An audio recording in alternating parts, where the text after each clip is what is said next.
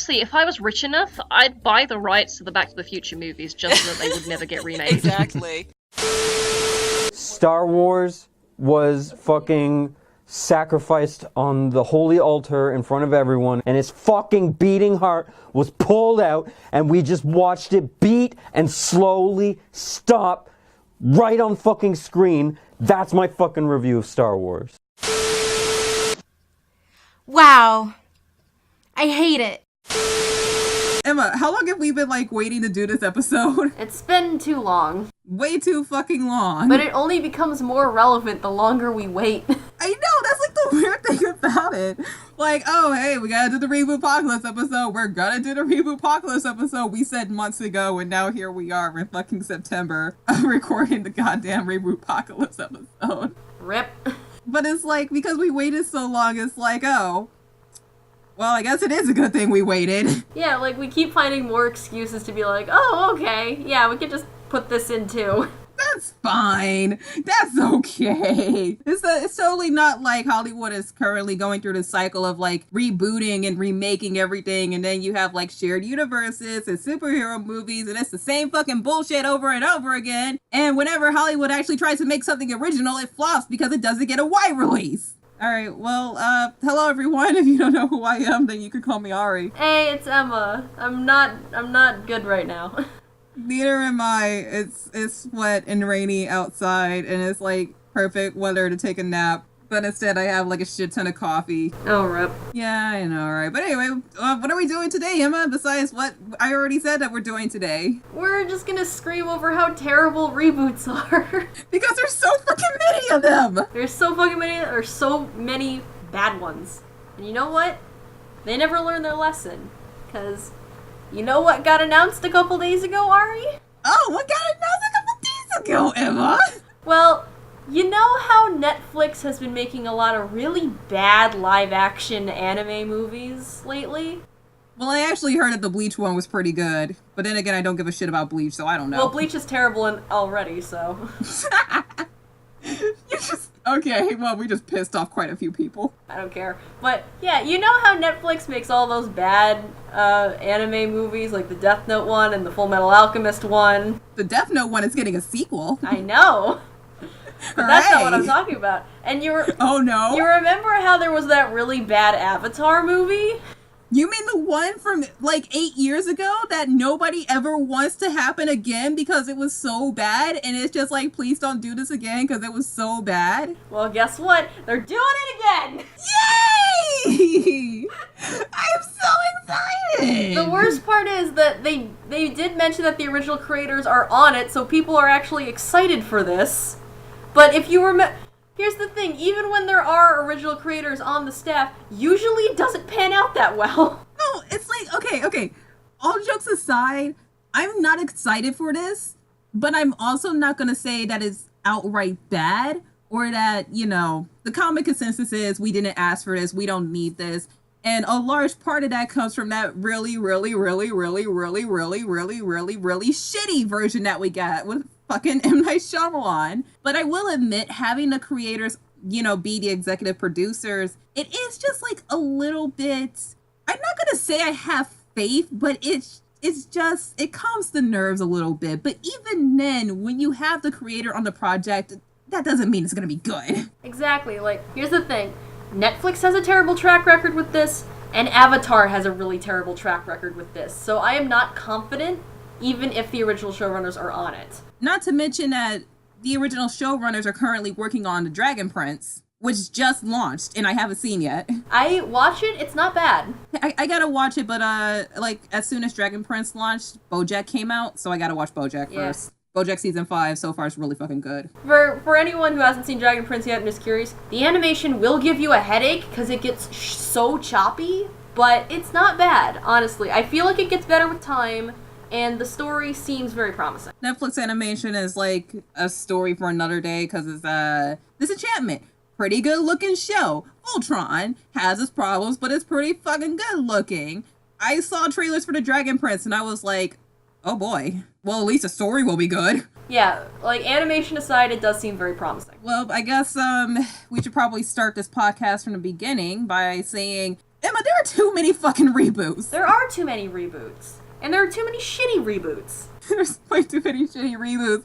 And there's also too many goddamn remakes. But the reboots are probably the worst offender. There are too many adaptations too, but we're not going to talk about those. No, because, like, here's the thing. We just got off of a cartoon renaissance, you know? And with Adventure Time finishing, it truly does feel like the end of an era. Now, this whole era of reboots and sequels and remakes and all of this, sure, it started a few years ago, but it's only just become more and more and more of, I'm not going to say a problem, but it kind of is a problem. Yeah, like, I was just thinking about this today. Within 3 years, we have lost and are losing so many good cartoons. Like, true, they are getting proper endings, but if you think back to, January 2016, we had Gravity Falls, we had Starverses, we had Wander Over Yonder, we had Adventure Time, Gumball, regular show, Voltron was looking pretty good. Voltron's ending this year, Gumball is ending next year, and all those other shows except for Steven Universe and Starverses are done. And Steven's Universe is getting a movie, and holy shit, Gumball is actually ending next year? Yeah, like there's... It's, I believe wait, is it confirmed? I believe it was confirmed, but I'm not entirely sure. Okay, because Gumball was like, oh, it's going to end pretty soon, and they first said that like back in 2016, and it was still ongoing. Mm-hmm. I think it's after this new season, so, but I don't know. Oh, shit, I like fell off of Gumball, but I still really love that show. I gotta binge it, but I'm currently binging Hey Arnold. Blah. Nice. Yeah, thanks for the Hulu account, fam. Hey, no problem. But, no, it's like kind of sad when you think about how many reboots and remakes are coming out. Like, okay, you can argue superhero fatigue, you can argue nostalgia, and nostalgia does play a large factor into why so many things are coming back and getting remade. But a lot of things that are coming back and getting remade, they're just like soulless cash grabs. And it's even more sad when you think about like 8 years ago when Adventure Time started, and it started this whole cartoon renaissance. And we got like all of those good shows that you just listed off, and those shows are actually getting proper conclusions.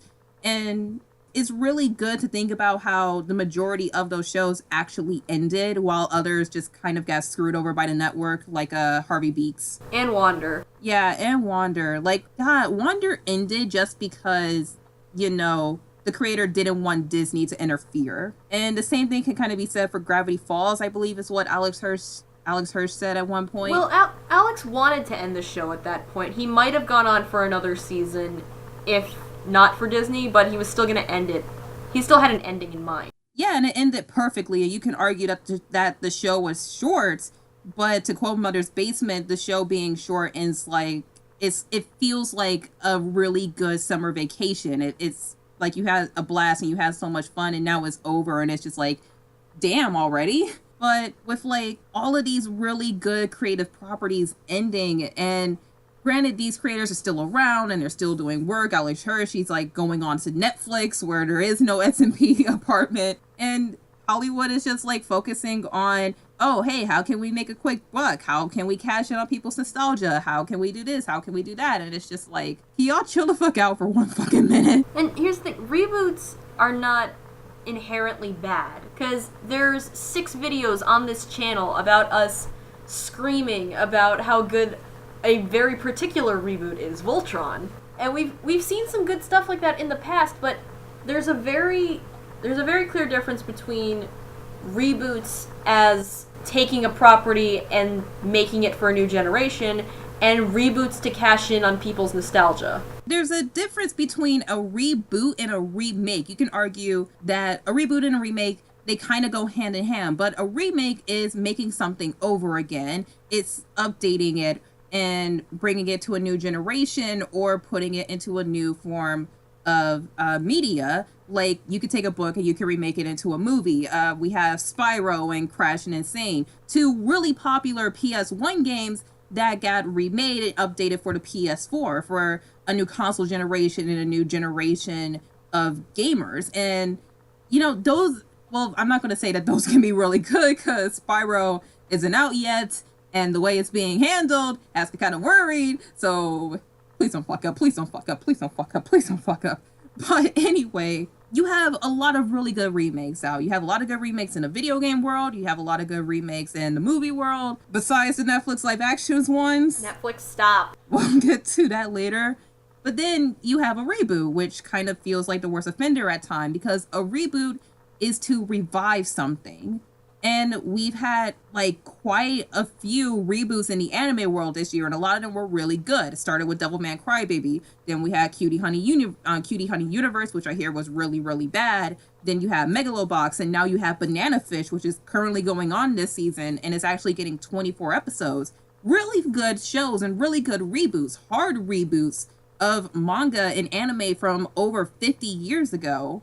But then you think about a certain show that got a movie in theaters when Adventure Time was supposed to have a movie in theaters, and that got canned. You think about 3 certain shows made by the same fucking network with the same art style and the same shitty humor and the same defamation to their original counterparts. You just want to shit on Cartoon Network real quick. Here's the thing. Within 5 years, they have rebooted 3 properties that they have had before, and they've all sucked. And now we have Teen Titans Go to the Movies, which is actually said to be pretty good and turning the haters into fans, and it's just like, bullshit.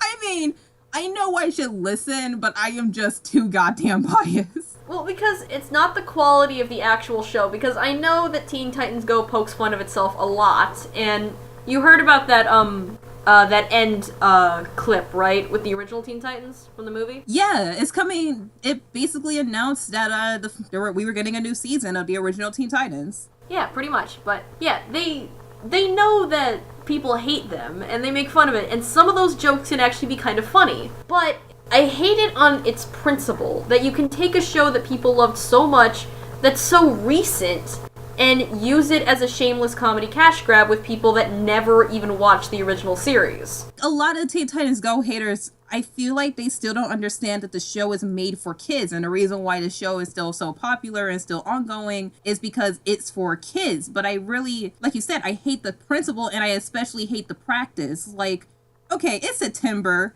which means that the entire fucking internet is obligated to get ready for Halloween season. In fact, they're already acting like it's goddamn Halloween. I fucking hate Halloween in autumn. Bitch. I'm sorry. Bitch. But the only good thing about it is that I get to watch Over the Garden Wall again. That's true. And I first watched that show last year, and I was texting you my reactions. And one of my reactions was, I feel so bad this is on Cartoon Network. Because it's on a network that won't treat it fairly, that won't give it a chance and just a little bit of respect, it's just going to be squandered and kind of forgotten. And it kind of is in a way, because it feels like more of a cult show than its really big popular thing, because it wasn't really given much of a chance to flourish. And now, here we are approaching 2019, goddamn Infinity Train is coming out. Infinity Train is the one cartoon I was looking forward to ever since that preview dropped on YouTube. And here it is, here it's coming, and I am terrified for it because Teen Titans motherfucking Go is a thing. Yeah, that's the worst thing. I've been so worried about Infinity Train and Villainous because those are such promising shows, but they are going to get swept under the rug. What the fuck is going on with Villainous? I don't know, but I thought it got confirmed already. It's still not here? Why? I really want Villainous. Everybody really fucking wants Villainous. But we can see this kind of shit in practice too, because I have a question for you. Who the fuck remembers Craig of the Creek? Nobody does. And here's the thing. I briefly talked about it in my Unproducibles episode. And I personally watched like half an episode of Craig of the Creek because I thought it was boring. I thought it was really fucking boring. And it came off as like a show that was made to fulfill a person's diversity quota who clearly did not remember that the Proud Family was a thing and so much better. But it isn't just the fact that Craig of the Creek is boring that nobody is talking about it. It's the fact that it's not getting airtime. It could be the best show in the fucking world. I know it's not, but the point still remains that it's not getting the airtime to get the fan base that it could get. And here's another show that Cartoon Network, ooh, I'm so mad at you about this Cartoon Network, because I recently binge watched this show and I think it's really good and I'm waiting for season 3 to drop on Hulu. Have you watched We Bare Bears? I have. Really, really, really good show. It's comfortable, it's down to earth, it's just a lot of slice of life fun with these three bears. Nobody's watching it. Here's the thing, Sir Scandalous on Tumblr used to do a lot of We Bare Bears art. There was a fandom, but it stopped getting airtime and just people stopped paying attention to it. It's really sad. At Comic-Con, they had the inflatables, and I saw Tara Strong. She posted a picture on her Twitter with the plushies, and I was like, yes, yes, more attention. This show needs more attention because it's really good and it's really different. Sure, you can argue, oh, it has the Cartoon Network art style, maybe, but it doesn't have the writing, it doesn't have the characters. It's a really nice show, and it's funny, and I had a blast watching it, and I really wish more people would watch it, but Cartoon Network's schedule is just so oversaturated with the same thing. I don't want to blame Teen Titans Go for everything because we kind of left out Powerpuff Girls 2016. And the Thundercats reboot. Okay, the Thundercats reboot, it hasn't come out yet, but I still fucking hate it. It's already so bad, and here's the thing. This is a reboot of a show they canceled 6 years ago. So this is not For that Lego hard. Chima! Oh my god, I'm really just mad about the timeline because it has not been that long since that show happened. No, have you ever seen the original Thundercats? The very original or the original Yes, reboot? the very, very original. I have seen a little bit. And it's the same thing with the Voltron reboot, taking like this cheesy old cartoon and turning it into pretty much anime. That was actually pretty cool. Yeah, it was like I own a box set of season 1 of Thundercats, and I don't really think the original Thundercats is a good show. It can be pretty boring, but I really like it, and I consider myself a Thundercats fan, even though I haven't seen all of it. But I can still quote it. I can tell you what these characters are and what they do, and I don't know where I'm going with this, but basically, the Thundercats reboot that they did back in the 2010s, it was so goddamn good. That was my introduction to Thundercats, and seeing it go and never come back, it was heartbreaking to me. Because it was a show that treated the original with so much respect, like the Voltron reboot, which I'm sure we're going to talk about in a minute. But with the Thundercats reboot, it looked amazing. The characters were amazing. They got voice actors from the original show to cameo. Like the voice of Lion-O, he played Lion-O's dad in the new reboot. And that's perfect. And they treated it with nothing but respect. And it was its own thing. You didn't have to watch the original in order to get these characters. They did so many things in the new show that wasn't even in the original, and it was perfect. And you can watch it right now on Verve, not the new fucking shitty remake. Fuck it. Fuck that. Because the worst part about the new reboot is that not only is it really going to be a terrible show, but it's just shitting on the fact that the show and the original reboot ended so prematurely.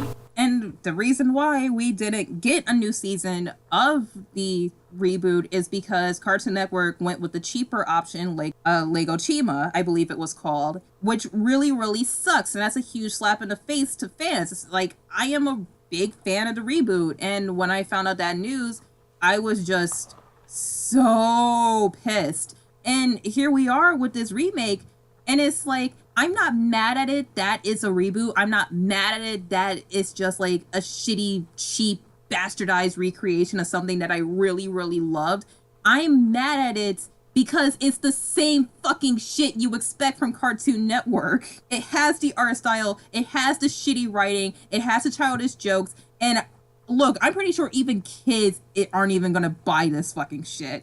Because they didn't buy Powerpuff Girls 2016. Why do you think this is going to work? It's like how Star Wars fans feel about the Disney Star Wars. They always say, oh, it has like Marvel humor and this, that, and the other. And they're exactly right about that because Hollywood is so focused on copying this one thing and not giving it its own identity so that it could work. I understand the principle. You do something and it works and it gets you money, so you do it again.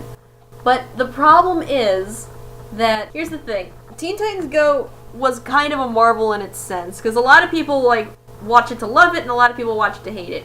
All the other reboots, people just watched it to hate it. I remember Alex Hirsch on Twitter like a year or two back, he went on a rant about companies treating their creators fairly and giving them a chance. I don't know, this was like over a year ago, but what he said was just give it a chance, put some clips online, invest a little bit of money, see where it's going to go. And he was specifically talking about new properties. But like with something like Infinity Train, that's probably going to fail quite a bit and become a cult show, like how Over the Garden Wall feels, because I already know Cartoon Network isn't going to give it a chance. And if they want this to succeed, they need to give it its own time and its own room to breathe, and not just smother it with this existing popular thing. That's like kind of how regular show was treated during its ending. It didn't get a lot of press. It didn't get a lot of marketing. It was just like, oh, hey, regular show is over. And you knew it ended through goddamn Twitter. I forgot it ended for half a minute. Same thing with Adventure Time. Like,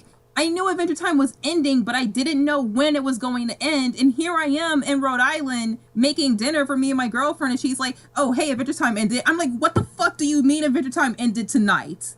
I knew it was ending, but I didn't know that was going to be tonight. And even she was like, yeah, I didn't know it ended either. With other shows that I've actually been around for the finales, like, they've gotten a lot of coverage on their respective channels. Like, the Gravity Falls one, they aired those like creepy ass promos for like a month before the episode actually aired. And to be honest, Cartoon Network isn't the only company out there with really bad business practices. I remember listening to Pizza Party Podcast, and JC Greenblatt, the creator of Harvey Beaks and Chowder, he was talking about how Nick wouldn't give him the marketing for his specials for Harvey Beaks. Like, they did like this whole steampunk special, which I've never seen Harvey Beaks, unfortunately, but I hear it's really good. They did this whole steampunk special that was like this thing that they were really excited and passionate about, and Nick just kind of swept it under the rug and aired it. So basically he and the team had to do all of the marketing, and people found out about it through Twitter. Same thing can be said for Teenage Mutant Ninja Turtles. Like, so many people didn't know there was a new episode up until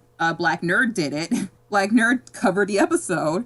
And now, dude, here we are once again, 2 years after that show ended, with another shitty fucking Teenage Mutant Ninja Turtles reboot. like, it's by the same company, and it's 2 years apart. Come on! And I hear, like, the last version was actually pretty good, and I didn't watch it because I didn't want to see a teenage April. And I watched, like, the first episode of the reboot, Rise of the Teenage Mutant Ninja Turtles, because I was in the Discord, and they were like, holy fuck, this is shitty. And I'm like, all right, fine, fuck, I'm watching it. Oh my god, that was the most excruciating 10 minutes of my life. I didn't even watch the whole thing because I was so pissed off. You had a good reboot, and you fucked it. Why? Why are you doing it again, like 2 years later? What the fuck is Nickelodeon doing? They have one good show on the network right now, which is The Loud House. Again, haven't seen it, but you have like a property here that actually works. If you would maybe just take more chances, then you would be a bit more okay and not be the laughing stock of like the big three cartoon channels. And trust me, Disney isn't fucking out of the clear either. You can't just bank on SpongeBob for the rest of your life, dude.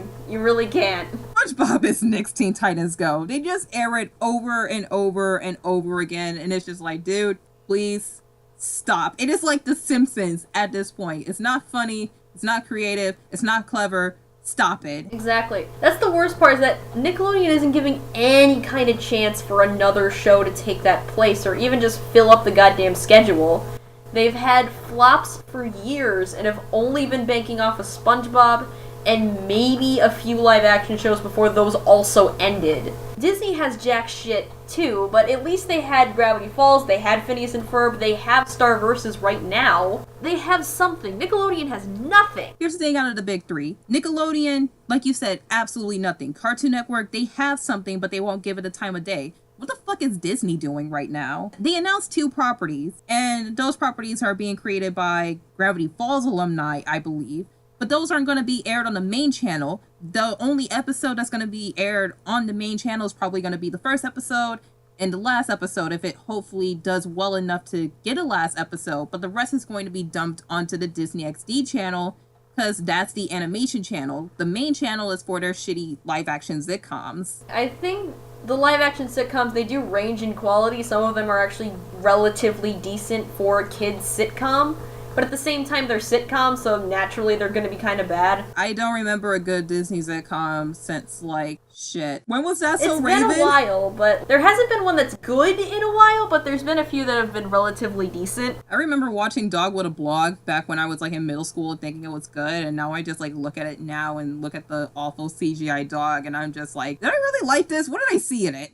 Oh, right, I there never was a thought that dog. one was good, but I always thought, like, shit like Jessie and stuff was okay. God, why'd you have to remind me of Jessie? We're talking about reboots, Ari. Didn't they reboot That's So Raven? I don't think they did. I don't remember. I'm pretty sure they did. I have no memory of that, so I don't know. I'm pretty fucking sure they did. And they're still making fucking live action movies on the Disney Channel. Anyway, what does Disney have animation wise right now? Like, all they have right now is Starverse. Starverse right? and a few pretty bad comedy shows, and that's pretty much it. So, like, outside of the Disney Junior Channel, which is all animated, the only animated show they have, like, that's still new and ongoing is Starverses. But isn't that going to end soon? Like, we're almost at season 4, and it kind of feels like Endgame A at little this bit, point. but there's been no announcements on Endgame yet, so we can just kind of assume that there's gonna be stuff for a while. And then, wait, we forgot one channel, which is The Hub, which actually has a good reboot that went on for a bit too long, My Little Pony. Isn't that ending after this season? I hope it does, because, like, okay, I am no longer ashamed to admit that I am a brony stan. I used to really, really, really like the show. It's another one of those really good, really respectful reboots made from a really good creator, like kind of in the vein of Voltron and Thundercats 2010. But a lot of people fell out of the show because it went on for too long. And that's not to say that's a bad thing, but how My Little Pony kind of, lost its mojo is because it wrapped up so many arcs that it was just like, okay, well, what am I watching for? I mean, the last arc they wrapped up that was still ongoing was the Cutie Mark Crusaders.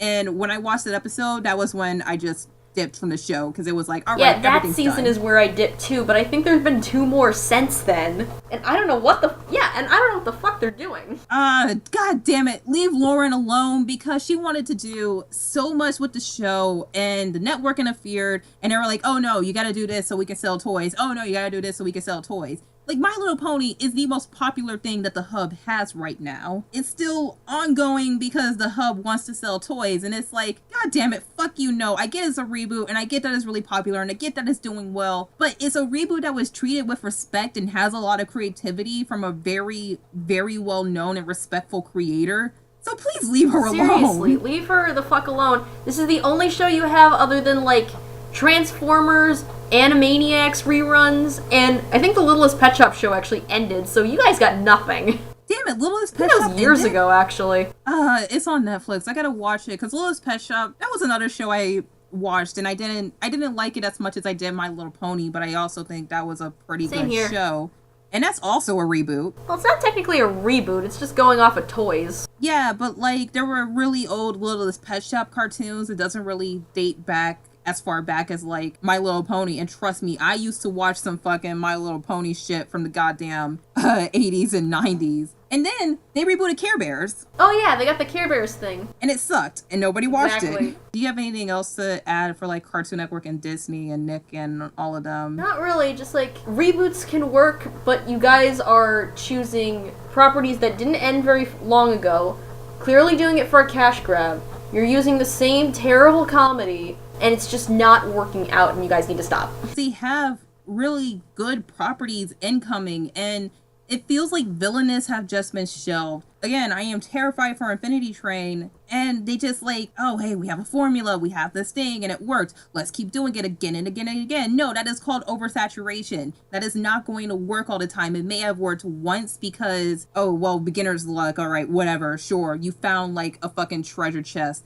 All right, cool. But it's not going to last for long. Take more chances. Do you want to talk about Netflix real quick? Sure. I feel like Netflix, geez, they're not even an offender, I feel like. I mean, they're an offender, but they're not as bad. They're definitely not as bad because they do have a lot of original works with them, but between the other stuff from DreamWorks that's really just TV versions of their movie properties and all of the live-action anime movies, they got some bad stuff. Yeah, and Netflix is like one of those companies that are like, it's being memed right now. South Park did a joke on it. Oh, hello, Netflix, you're greenlit. How can I help you? Because they greenlight so much stuff, and so much of it falls through the cracks. Ralph the Movie Maker, he's a movie reviewer on YouTube. He did this thing called the Nick Cage-a-thon, and I had no idea how many fucking Nicolas Cage movies were on Netflix that were Netflix originals. They do like comedy specials, they kind of import stuff, they have stuff sold to them. There's so much shit on Netflix. There's so much content. And not a lot of that are reboots or remakes, which is why, you know, they're not really that big of an offender. They're an offender of how bad they are, but at least they're not doing it over and over again. Yeah, they're not a huge offender only because it's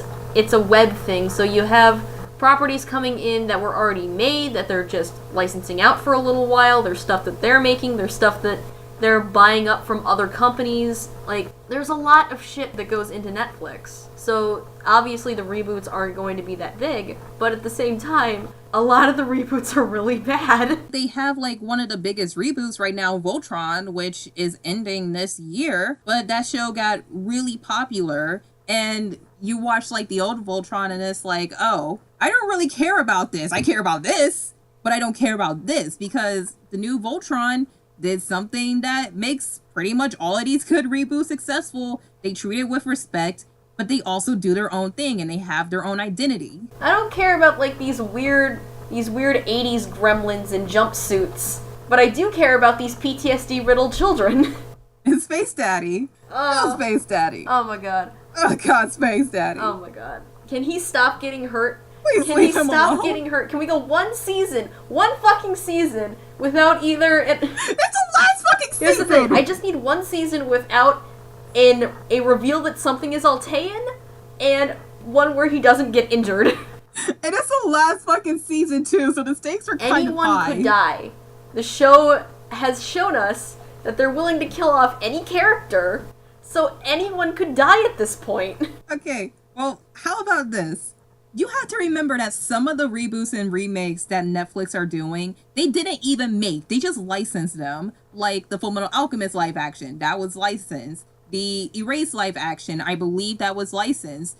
But they like ordered a Mob Psycho 100 live action that was actually really fucking bad, and I didn't bother watching it because I love my Mob Psycho 100. Good. Technically, a lot of these are licensed, but with most of these, Netflix is the only way we can watch them, so it is technically kind of their fault. Yeah, especially the anime. Like, when Netflix was first getting in the anime game, they just kind of licensed the show and dubbed them and put them on the platform, like, months later. They did help produce Agretzko and Devilman Crybaby, and the animators of that say that Netflix just gives them, you know, the basic anime TV budget. But with things like Kakegururi and Children of Wells and some of their other properties, they just kind of licensed it and dubbed it and put it on their platform. So they kind of, with like the licensed stuff, I don't really believe they have the control to, you know, get a producer credit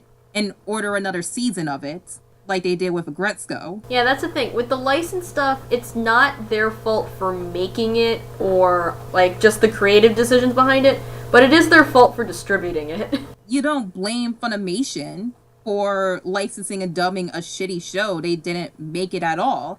Crunchyroll, okay, well, this is...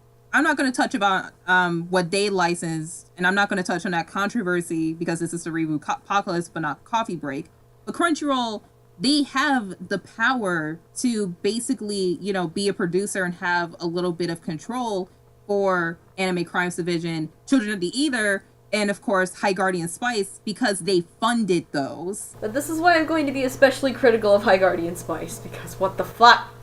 Save it for the coffee break. Save it for the coffee break. That's next episode. That's next episode. That's not even a reboot. It's an original still property. Looks like it's gonna be really bad. Save it for the coffee break. We'll get salty about it for the coffee break. So, Netflix, why did you order a sequel to the live action Death Note? Why? Now, Emma, this is a question that I want to pose to you. Do you think that there can be a reboot of something without it being a reboot?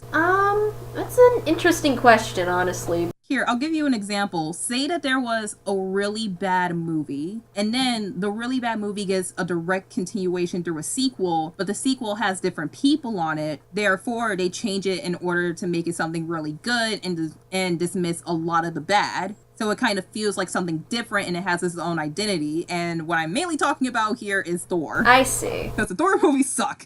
But Thor Ragnarok is really, really good. And I doubt you've seen those movies. I haven't really seen them, but I do know basic things about them. So basically, the first Thor movie, it was alright. The second Thor movie, it was abysmal. It is the worst goddamn thing Marvel has ever made. It kind of looked like there was no hope for this character until you got to Thor Ragnarok, and it did so much different and so much new that it was an actual legitimate, like, really good movie.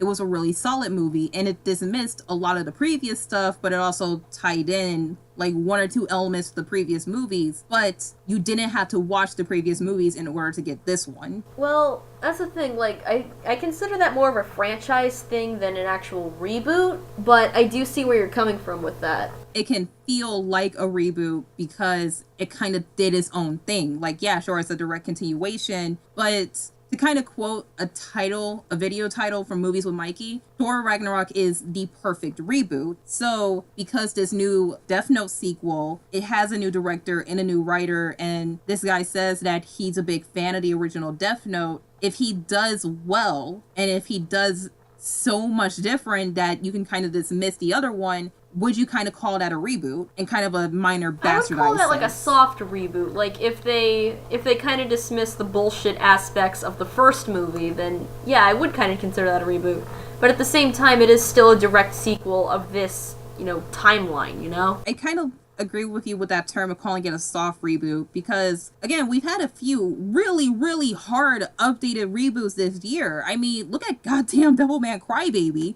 Fucking awesome show based on a manga that came out in like the 60s? Yeah, that shit's old. I want to say 60s or 70s. And it does so much different from the original anime and manga. Like, the rappers were originally bullies, and then of course you have technology, and although it still keeps the same themes and messages of the original, it also kind of integrates, these new themes about like war and society that you would see today and that fits today, but it still remains faithful to the original. What you really need to do for a good reboot is, first of all, don't pick something recent. Don't pick something from like 5-10 years ago. Pick something 20-30 years ago, so you're not banking on people's nostalgia. You might be banking on a little bit of nostalgia, but for the most part it'll be an entirely new audience. And then from there, update the story where it needs to be, change a few things when you need to, be creative, but still keep faithful to the spirit of the original, because that's really what people like about it. If you want to talk about like a really, really good reboot that fits into that quota, I haven't seen this movie, but I know how fucking popular it is. The 2017 Yeah, exactly. Like, have you seen the movie or the TV show? I have seen a little bit. But yes, the original fucking TV movie It, that was like just hilarious garbage. I've never seen it. I just saw the Nostalgia Critic review and it's one of my favorites. It's really good. But the 2017 It keeps to the suspense of the book. It changes a few things where it needs to, because obviously you need to condense a book in order to be proper movie time. Especially a book with over 1,000 fucking pages. Exactly. You have to get creative with condensing things there so things don't feel too rushed or it feels like you're leaving plot points out.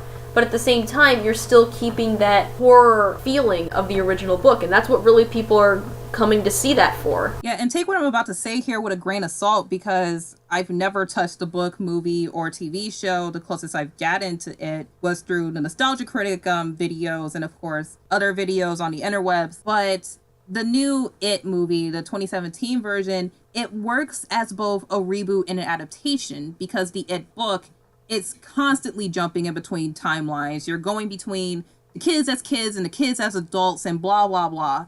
And the same thing happens in the TV show, which is what makes it quite a bit of a mess. But let's be honest, the only reason why you're watching it is for Tim Curry as Pennywise. Was that Tim Curry or was that Jim? I think it was Tim Curry. I don't remember. I'm pretty sure it was Tim Curry, because like Tim Curry is the best goddamn villain in Hollywood. But with the movie, it works as a reboot because it cleans up a lot of the TV show, but it also works very well as an adaptation because it's focusing on this one story and this one timeline with these group of kids while they're kids. And we're getting a sequel of that while they're adults to kind of complete the adaptation of this incredibly long book. And the It movie looks goddamn terrifying. And I have never seen like a scene of this movie. I've only seen like frames, but I know this movie is scary as fuck because there's some scary as fuck cosplay of it. And it looks awesome. And I want to watch it, but I fucking hate horror. That's an example of changing things to better fit the audience, because just focusing on the children's timeline not only makes it so you have to condense less plot points, but it also makes it a lot more concise and easier to follow. Like, this is what I'm talking about. Like, don't do a one-for-one reboot, because usually those end up being very bad. You end up having to shorten things or cut things, and that's not what people are looking for. People aren't looking for specific scenes. They aren't looking for specific parts in the original medium. They're looking for how the original medium made them feel. And you get that with these kinds of actually good reboots. Kind of an underrated reboot that sticks in my childhood nostalgia is Scooby-Doo Mystery Incorporated. Oh, yes! Now, people who know about Scooby-Doo knows that, not all of it is very good. But there were some moments in Scooby-Doo history that really sticks out, like the early episodes of the original show, and then you have some of the movies, more particularly Scooby-Doo on Zombie Island, and I really like Scooby-Doo and the Witch's Ghost, but let's be honest, Tim fucking Exactly, Curry, it's just Tim Curry again. committed fucking performance. As like this fucking bad guy. Oh, I love you, Tim Curry. I watched those movies religiously for a while. Those were great. No, they were so really fucking good. They are like, there's 2 Scooby-Doo movies that are worth watching, besides the one in the Jello-Apocalypse video that I haven't seen yet. It's Scooby-Doo on Zombie Island. It's Scooby-Doo and the Witch's Ghost. Mm-hmm. Yeah, like all the WWE and Kiss crossover stuff. I've heard those are really funny and good, but yeah. Excluding the stuff from the Jello-Apocalypse video, those 2 are prime. I actually seen Scooby-Doo and the Phanosaur, and that's actually a pretty That one is really good. I was like, you have like fucking Brave, Tough, Shaggy. That's like really funny. Okay, but with the Scooby-Doo TV shows, there were some really good reboots of the TV show. I love a pup named Scooby-Doo, especially that goddamn theme song. Ooh, that's perfect. Ooh. And then you have What's New Scooby-Doo, which kind of jumped in quality. Sometimes the episodes were really good, other times the episodes were kind of like, yeah, that's like some cheesy-ass Scooby-Doo. Yeah, in my right experience, there. they were decent. Yeah, they were pretty decent, but the theme song was fucking rad. Oh my god, that was so rad. But the best Scooby-Doo reboot was Scooby-Doo Mystery Incorporated, because that had so much goddamn effort put into it. Not only did they like have this original overarching story arc that, you know, had a really good conclusion, not only did they have really good mysteries, but they also changed up the goddamn art style. Yeah, I really love the style of Mystery Incorporated. It's so good. Yeah, and it's really new and different, and they gave these characters more personality. Fred was still a goofy dumbass, but he actually had charm and charisma. Velma and Shaggy had a whole thing, and the character dynamic between Shaggy and Scooby, they did something very different there that felt real, and the mysteries that these kids were getting into, the subplots and this big overarching main storyline, it was all very well written, and it also had quite a bit of atmosphere as well. It was, again, a reboot. I wouldn't say it had a lot of respect, but it knew what it was doing, and they put so much effort into it, and not a lot of people watched it. But it's on Netflix now, so if you haven't seen it, please watch it. I don't care if you're not even into Scooby-Doo. If you want to see one good Scooby-Doo, just like something good out of this franchise, you can either watch those movies, or you can just sit down and watch 3 seasons of this TV show. You'll also finally see where all those fucking traps memes came from. Yes, you will, because Freddy had quite a thing for traps in that running show. joke is the funniest thing I've ever seen, especially because of anime. Oh god, 2010 was a fucking year. It was certainly a year. Here's another thing that I wanted to kind of talk about. Reboots that should happen but will never happen. Rip. So there's this pretty good movie, kind of a cult hit, getting more attention. You can watch it on Netflix. A lot of people really love it, and a lot of people would like to see it rebooted or remade. here in America. And it's called Battle Royale. And it's this old Japanese movie written by a man who's pretty much a living national treasure in Japan. And it's about these kids who are on this island where they must kill each other. And remember, a lot of people would like to see this rebooted and remade here in the West so that American audiences can see it. Because again, it's kind of a cult hit here in the West. But it will never get rebooted. And you want to know why? Why is that, Ari? Because the Hunger Games exist. In case you don't know, the Hunger Games is a Battle Royale ripoff. Now, I'm not gonna give it a lot of shit, because when I was introduced to the Hunger Games, I was in middle school and I had no idea what the fuck Battle Royale was, but here we are. Hollywood doesn't want to take chances, and they're like, oh, hey, we have this perfect thing that we can reboot, but we're not gonna reboot it, because the Hunger Games exist. And the Hunger Games pretty much ripped off a Battle Royale. Pretty much. It didn't do a very good job, at least in terms of the movie. I mean, like, the first movie was pretty decent. Fine, but... The second one was a little bit higher in quality. The third and fourth one, no. Here's the thing, from the first movie onward, I just kept getting flashbacks to, like, all the edgy, like, war, like, based fan fiction I used to read, and it's just like, ah. Wow, I feel bad for you. War as hell.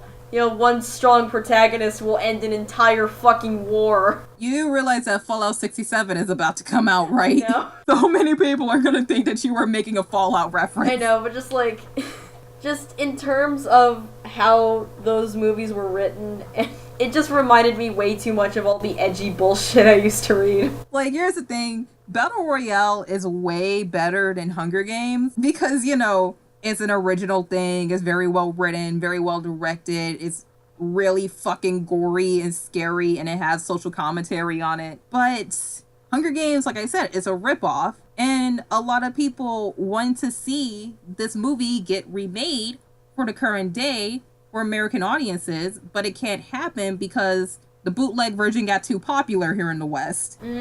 Sad.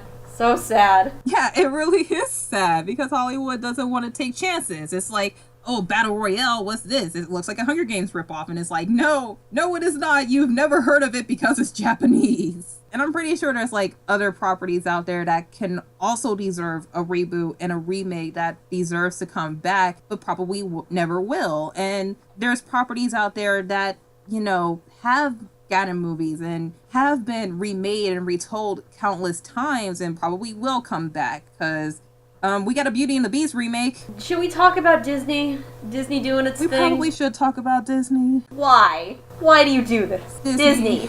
You're becoming the worst one. Literally all you do is either make sequels or reboots to your own fucking properties. Okay, Wreck-It Ralph 2, as much as you want to talk about it and get hype about it, those fucking trailers, like when you look at it, you don't see a lot of the charm of the first one, whereas like, you know, this really big movie for gamers and pays homage to all of these video games with these parodies of them. You look at Wreck-It Ralph 2 and it looks like Disney just showing off its dick going, oh hey, look at all the stuff we own. Pretty much. Disney, how much do you fucking own at this point? Because Disney's like a fucking monopoly. They have themselves, Pixar, Star Wars, Marvel, and they just bought Fox. Yep. And they just keep remaking their own fucking old-ass properties, which should not be fucking remade. So, how many of these have you seen? I am not bothering to watch any of them. The best I've seen is just whatever Nostalgia Critic has covered,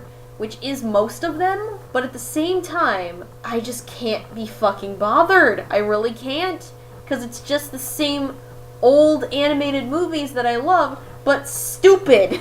Okay, well, I have a confession to make. I have so far seen 3 of the 5. I caught Cinderella on TV, and I will admit, that was alright. Cinderella was okay, but I will say it's kind of on par with the old one, but it's still not as good. And trust me, the old one is kind of nothing. The old Cinderella movie is nothing, but I do love the animation and the stylization of it. With the reboot, I see what it tried to do. Like, it tried to put more emphasis on the stuff outside of Cinderella, like the other characters and shit like that.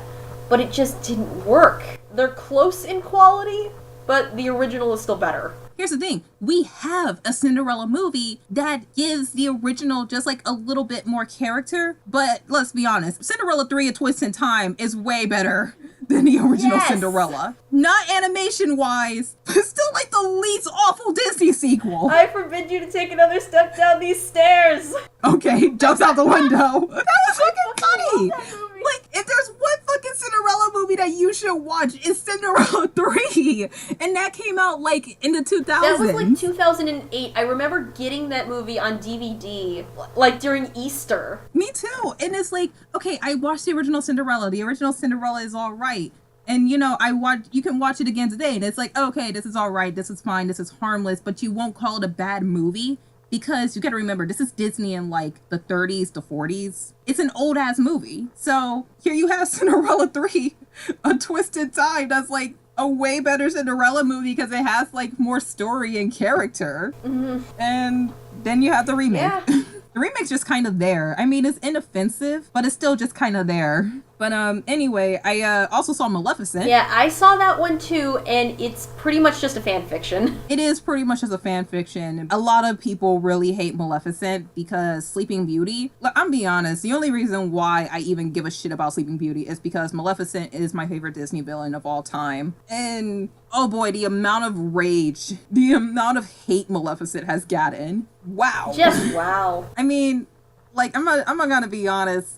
I don't really mind saying this, but I don't really mind Maleficent that much. I mean, I'm not a big fan of how she became all sympathetic and stuff. My favorite Disney villain has just been reduced to this. But it's like, when I first watch it and when I view it today, I kind of see the Joker effect. Like, oh, hey, here's this big bad movie villain from this movie that's kind of nothing. And she's like being retold by another person's vision. All right, okay, whatever. Yeah, it's kind of like that. I'm all for sympathetic villains, but the way that this movie played it out, it did feel like a fan fiction I wrote in middle school. It really did. I feel like these reboots, Maleficent and Cinderella, are the worst offenders is because the originals don't really have a lot to go off on. When you think Sleeping Beauty is Cinderella, you think about these Disney movies that you watched as a child, and they're not the most plot driven, they're not the most character driven. You remember them for the animation and for, like, you know, that childhood feeling, that sense that it kind of tapped into you as a kid, like that whole, oh, I want to be a princess kind of thing or something like that. I don't really know how to describe it, but you know, these two are the worst offenders because they're going off of something that doesn't have a lot of story. And the same thing can kind of be said about the Jungle Book, which I also watched, because you watch the original Jungle Book from Disney, and to quote a Jello Apocalypse blooper,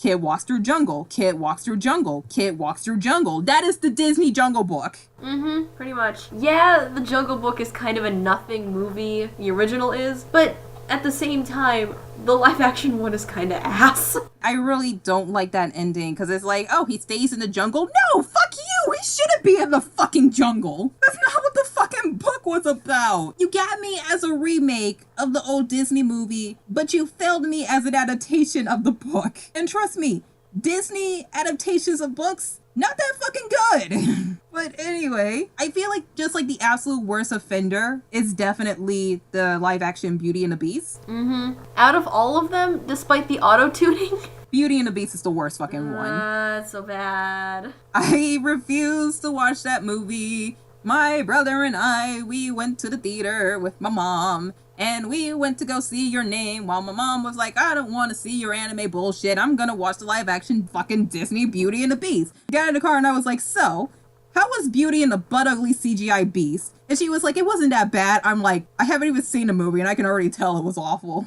Here's the thing, I am a huge fan of Vocaloid music, and that auto-tune was fucking shit. Did you see the Lindsay Ellis video? She was formerly known as the Nostalgia Chick. I have had that in my queue for like the longest time. I gotta watch it.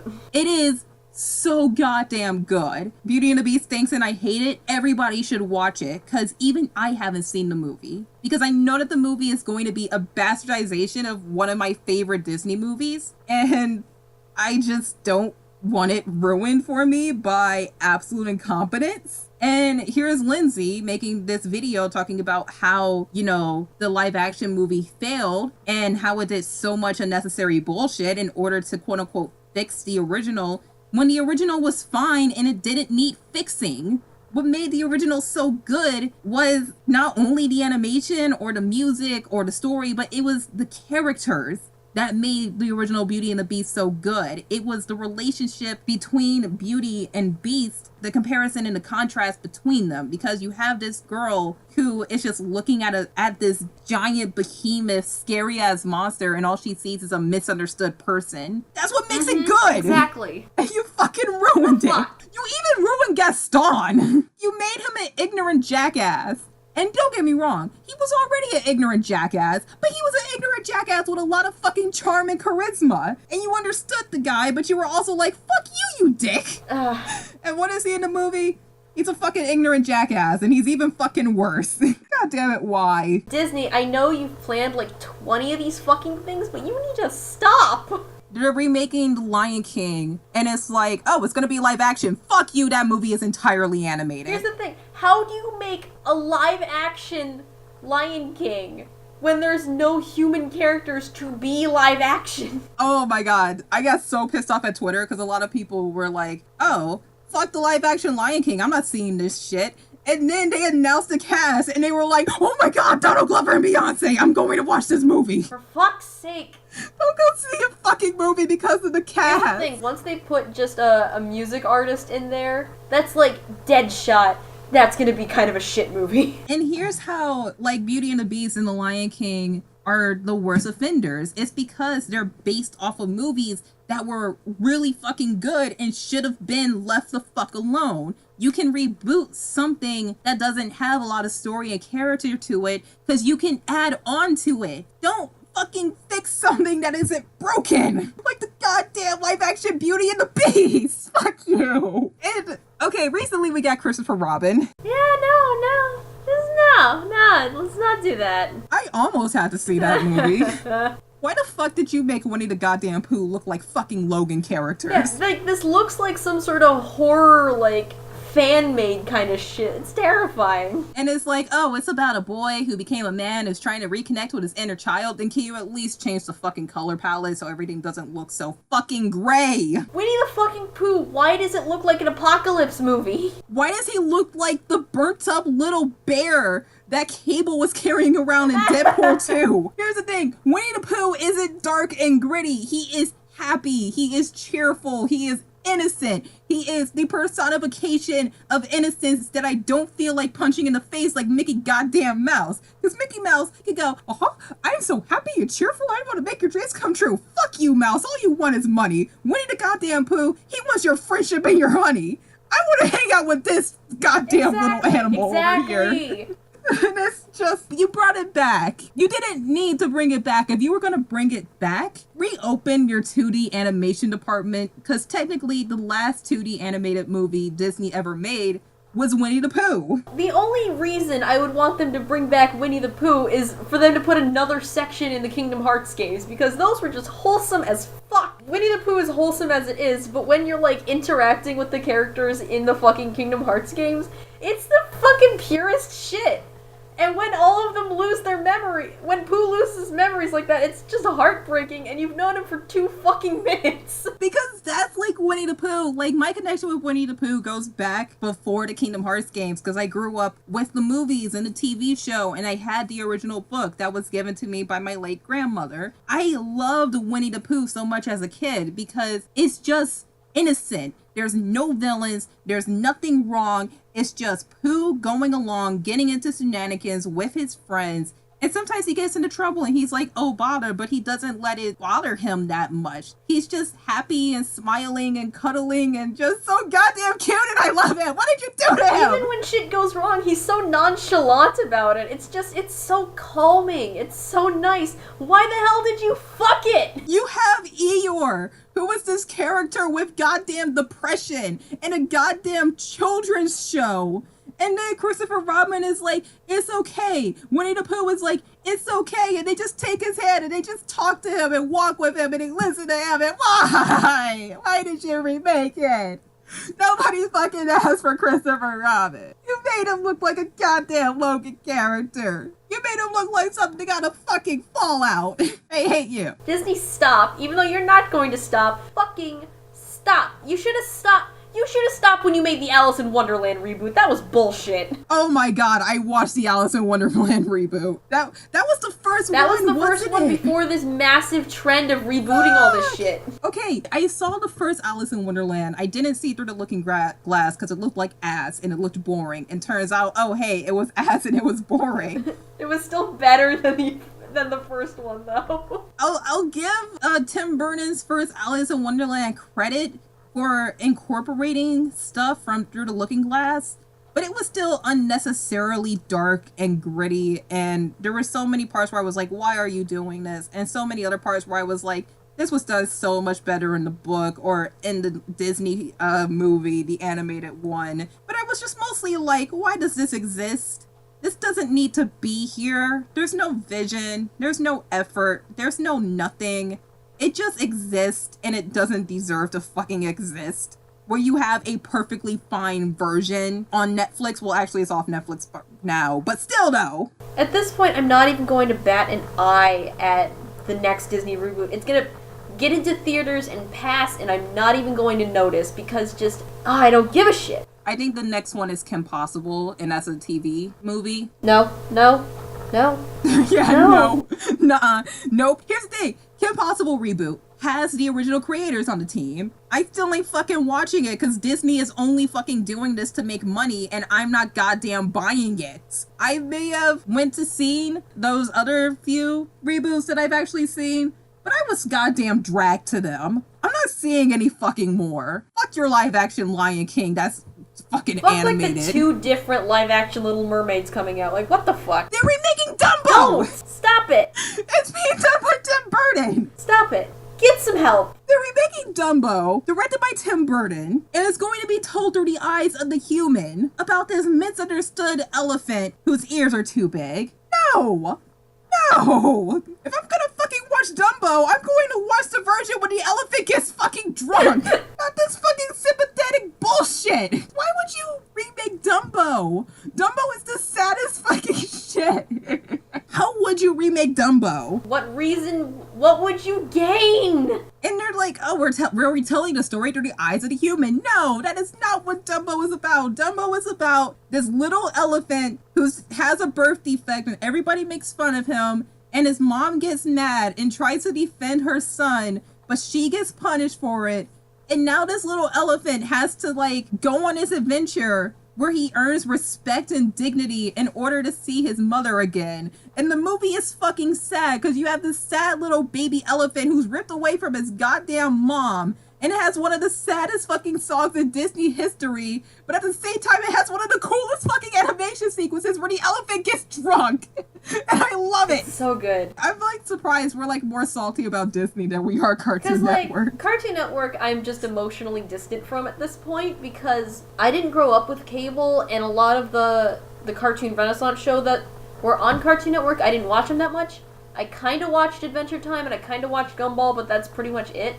And I never liked Steven Universe in the first place. But with Disney's my fucking childhood, okay? I know this shit. And I don't like it being bastardized for money. You know, there's this really good Netflix documentary called Floyd Norman, My Animated Life. And it's about one of the first African-American animators at Disney. And he's still alive. It's his entire documentary. And it's about his experience working at the company and leaving the company and coming back to the company. It's really charming. It's well worth a watch because it's an insider's perspective of the Disney company back when Walt was alive. And it made me rethink the company when it was ran by Walt and when it was ran by Iger. Because Walt Disney is a goddamn whore, and I love him, but I hate him at the same time. But at least when he made movies, he made them with just a little bit of dignity and respect. But when you look at Disney nowadays, it's just like money, money, money, money, money. You know, it's always been about money, but at least back then when Walt was around, there was just something there that just wasn't greed. And that's like all reboots and remakes are now. It's just greed. It's going to be harder and harder to get good original creative movies and to get audiences to go see them than it is to make a superhero movie or a remake or a reboot of something that people recognize from their childhood. It's going to be harder and harder to get movies like Isle of Dogs and Searching and the Grand Budapest Hotel, and goddamn, Kubo and the Two Strings made his money back in its final week at the box office, but it only made its budget to make the movie. In order for a movie to be successful, it has to be triple times its budget. Even though Studio Leica said that they're doing fine and they're going to keep making movies, which I'm really glad about, because I think Kubo and the Two Strings was their second best movie to this date, because audiences and Hollywood is just so focused on making the same thing and doing it over and over again. It's sad, really. I do understand it from a marketing perspective. You don't want to take chances, but it just stifles so much creativity, and it's honestly just so sad. And the biggest problem at the core of all of it are these reboots. Go ahead, remake whatever you want. Sure, there are stuff out there that we didn't want to be remade, but it ended up being really fucking good, and we're glad that we had it. Nobody really asked for Blade Runner 2049, I think. I don't know. I haven't seen the original and I haven't seen the sequel, but it blew everyone away. I guess people went into it with not as high expectations, but you got this amazing movie from this really awesome director with a vision, and it got a wide release and it got Oscar nominated, and I believe it actually won an Oscar, but fuck the Oscars. But it's nice when go into something and your expectations are blown, and that's like, sure, it was a sequel, but it was a damn good one because it was made by people who cared, and those people who cared will make more better projects that they care about. That's why you got to be happy and glad and supportive of creators like Alice Hirsch or Lauren or Gendy. And like, these are creators who have projects that got squandered by the studio because they wanted to make something more quote unquote safe, when they had this thing that they could have taken a chance on and could have gotten a big reward out of. And now here we are near the end of 2018, and I'm seeing trailers for this new shitty fucking animated Grinch movie from the goddamn Minion people. I don't want to be reminded of that. Me neither, because there's a perfectly good book and a perfectly good animated short that everybody else can watch instead of this And the shit. last time they made a movie, it sucked dick. Yep. I'm not sorry. Fuck. I know people like that movie, but I'm not sorry. I'm just like really scared for the future of entertainment, because Hollywood only wants to take chances on what's safe and not take chances on what's different. And if creators want to do anything nowadays, you have a better chance of going independent and not even batting an eye at this giant ass gatekeeper, because the more that you ignore it and you make this own thing, the more successful you will be. But it's really fucking difficult, because ad revenue is kind of fucking shitty right now. So you have to work your ass off in order to get on goddamn Verb, or you'll have a better chance. That's the thing. Just in general, getting a project off the ground is hard. Like, even the bullshit cash grabs that we've seen, it still took a lot of effort to get them off the ground. Misplaced effort, but effort nonetheless. It's always going to be hard to get content to an audience, much less actually make it successful. Honestly, this is just another turning point in media. It's going to pass eventually once people get tired of it, just like any other trend. People are already tired of it, but not enough are. It largely depends on the mainstream audience, not giant fucking nerds like you and me. Sure, The Incredibles 2 sequel, but a really good sequel made by a man who said, I don't want to give The Incredibles a sequel until I have a good idea about it. And that's great, and that's fine, and it did well with the mainstream audience, but there's also a dark side because of the fucking studio. Here's the thing, I say this about video games. Like, when a video game flops, I feel bad for the developers, not the publisher. Because the publisher is like the big higher up. They have the biggest hand in making this thing, and they're the reason why it failed. Cough, cough, No Man's Sky. When it comes to movies that flop, I feel bad for the people that wasted their time and energy making the movie, and now they have that one bad credit on their portfolio because the fucking studio interfered too much. Cough, cough, the Emoji Movie. Don't even if the studio didn't interfere, that wouldn't have been saved. Yeah, but still, we got the goddamn Emoji Movie over goddamn Popeye, and Popeye looked really fucking good. Mm-hmm. And we're never gonna get that. Never gonna get it, never. No, never. But there's always kind of like a light and shining hope if that clip of the OG Teen Titans at the end of Teen Titans Go to the Movie says anything. Because I think the only reason why we're getting a Teen Titans sequel, not the only reason, but the biggest reason why, is to just let fans like us shut the fuck up. Because we've been begging for a goddamn sequel for years to finish off this show, and we never got it. And here we are in 2018. Goddamn Teen Titans is coming back. Took you long enough. It only took, 3 years of bitching on the internet because of this fucking reboot? Actually, I think it started in like 2013 or 2014. I don't know. I'm not even bothering. Me neither. Cause fuck things that are made just for the sake of making money and selling goddamn toys. Fuck you, Cartoon Network, for making goddamn toys to Powerpuff Girls 2016 instead of the show first. Cause you were like, oh hey, we're gonna make bank with this because Teen Titans Go is popular. No, fuck you. Learn from your mistakes. Why are you doing Thundercats? Everything is awful.